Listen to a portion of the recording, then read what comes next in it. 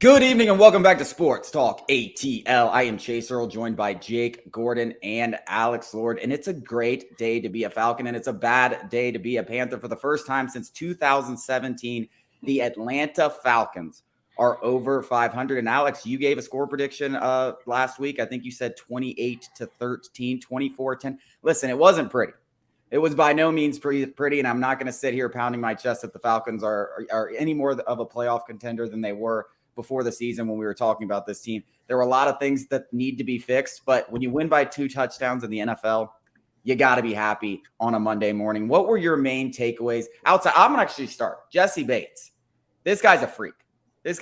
We all knew already worth the money. We already knew he was going to be good, but I think I'm already going as far as to say is outside of John Abraham, he's the best defensive free agent that we might have ever gotten in franchise history. I mean, this guy, 2 interceptions, a forced fumble. Even before the interceptions and the forced fumble, he was all over the field. The plays that he were making, his sprint speed and the range that he can cover against the run and the pass is absolutely incredible. And it was on display all afternoon. Yeah, this may just be me being a ball knower, a real seam head. So I was up, I was up by the big window. So Bryce Young's back was to me. The Panthers offense, their backs were to me. So I'm watching this play from behind. And I see Bryce Young turn, and I see Jesse Bates just creep a little bit towards where he got that interception. And I stood up immediately. I was like, this is going to be a pick. A second and a half later, Bates, it was beautiful, man. That is a masterclass in safety play. That's what they should be teaching kids when they're teaching them how to play the position. It was gorgeous. And then, like you said, the forced fumble, the interception, the dude pretty much carried the team for the first half. The Falcons kind of snapped back into it the second half. It definitely wasn't pretty. I was definitely not feeling great going into the second half. But yeah, Bates kind of kept them afloat. That's what happens when you get big time players like that. Those guys can keep you afloat whenever y'all aren't whenever everybody else isn't playing that well. Yeah, I can't imagine a better debut. 2 picks, a forced fumble, 10 or 11 tackles. You couldn't have scripted a better debut for a guy. And it's not just the tangible things that he did. Everything that you just said, it's the intangible part. You listen to him speak after the game. The guy's just, a leader through and through. It's clear why he was voted a captain. And in terms of signings, home run signings, you couldn't name a better one. In terms of debuts, can't name a better one right now. Yeah, I think it's the best debut. In memory that I can see. Literally, if there was a week 1 MVP, it would have to go to Jesse Bates. He's the leader in the clubhouse for the MVP. Now that's not going to happen, but that's how good he was, and that's how dominant was. And without him, I don't think there's any way that the Falcons win that game. His 3 turnovers led to 17 of the 24 points. He was the leading tackler on the team. He was absolutely unbelievable. Sticking with the good, Bijan Robinson and Tyler Algier was promised. Oh my gosh! Oh, that first touchdown was one of the prettiest. I don't know that guy out of his shoes. Oh my God, his jock strap is still on the field. It's still laying there. I swear, it's still laying there. And then he forces 2 more guys to miss. And if there was more room in front of him, he's taking that to the house. That could have been. It was 12 yards. It could have been 100. It was absolutely unbelievable. And there were multiple times. He only had 10 carries, but those 10 carries he made count. 5.6 yards per rush, and it's just his elusiveness is just so on display, and it's so pretty to watch. His balance is it's ridiculous. The combination of it. Yeah, shout out to Algier too, man. I think that's what you're about to say, sure. Alex. But yeah, dude, he played his butt off. A guy who literally got a replacement draft from him at 8th overall. He still was awesome. Still going to be a very important part of this team. But yeah, continue, Alex. I feel like that's what you're about to say. Yeah, the combination of Algier and Robinson is probably unmatched in the NFL right now, as we've seen. I was sitting next to Chase and looking at him, and it was that one drive where Algier maybe put up 40 yards rushing. He got 3 chunk plays in a row, back to back. And that touchdown that he had where he bounced off the guy that hit him in the backfield, and then he takes it to the pylon and scores. I think it's definitely the best 1-2 combo. And I know fantasy owners aren't going to do it, and we'll talk about Arthur Smith's fantasy things and whatever. And I know they're going to hate it, but as far as health and keeping those guys fresh, and it's there were times during the game where he'd go, Tyler Algier would run the ball 3 times for 40 yards. And then it's you get a break. Oh no, here's Bijan Robinson. And that having that power speed combination, obviously Robinson is the complete package. He brings it both. It's like you said, it's unmatched in the NFL, and it was on full display. Run the dang ball. We kept saying it. I know, especially with the way pass protection was yesterday, run the dang ball, because this offensive line can do one thing very, very well, and it's run block. And those 2 guys are absolute horses. Yeah, specifically, I wanted to, point out Matthew Bergeron.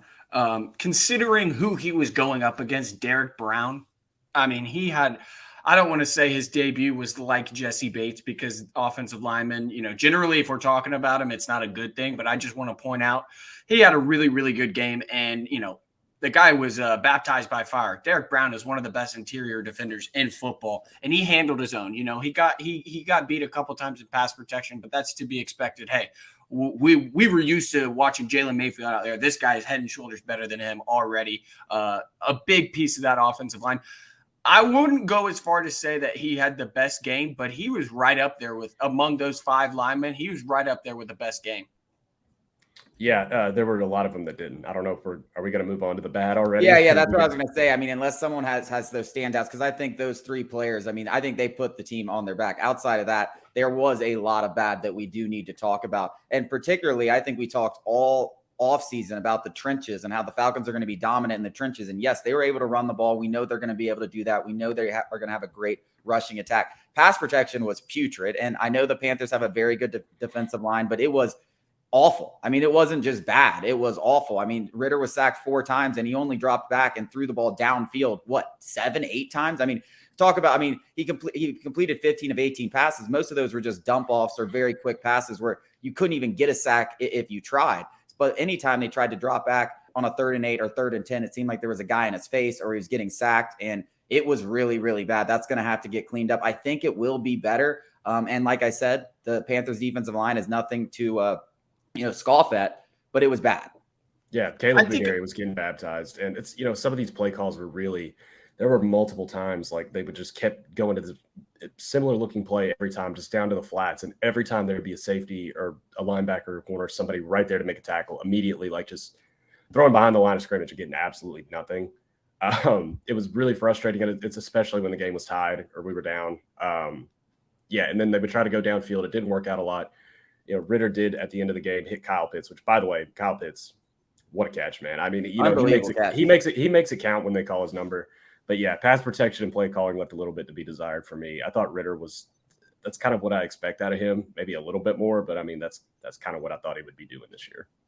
I don't know. I'm just going to address the Ritter thing real quick, and then I'll go back to the trenches. I don't know what anybody was expecting. I think the people who are disappointed on this Monday evening, are the people who had set unrealistic expectations for themselves in Ritter. I mean, he did pretty much what I thought they were going to do. And what have we been saying all offseason? Yes, Drake London didn't record a catch, but all it really is getting the playmakers the ball, and they've got to work on that. Kyle Pitts and Drake London combining for 2 catches and 55 yards or whatever it was is not going to get it done. But Bijan Robinson had, 15 to 17 touches. Over 80 yards. That's going to need to happen every single week. And Ritter made one big time throw, the Pitts throw, pitch and catch. And listen, it wasn't a great throw. It was more just Pitts being a freak. But that's all he's got to do.